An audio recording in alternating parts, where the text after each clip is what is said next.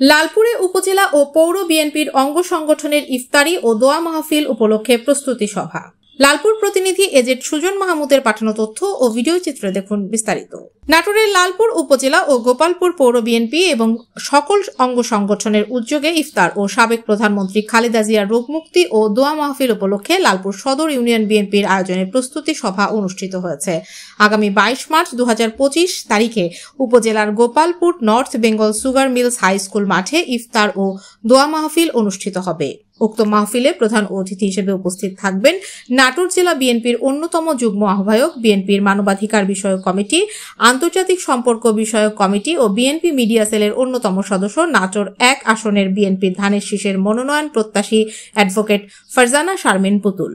উক্ত প্রস্তুতি সভায় লালপুর সদর ইউনিয়ন বিএনপির সাবেক সাধারণ সম্পাদক মোহাম্মদ রবিউল ইসলাম রবি সভাপতিত্বে প্রধান অতিথি হিসেবে উপস্থিত ছিলেন লালপুর উপজেলা বিএনপির সাবেক সদস্য সচিব ও লালপুর উপজেলা পরিষদের সাবেক চেয়ারম্যান মোহাম্মদ হারুনুর রশিদ পাপ্পু।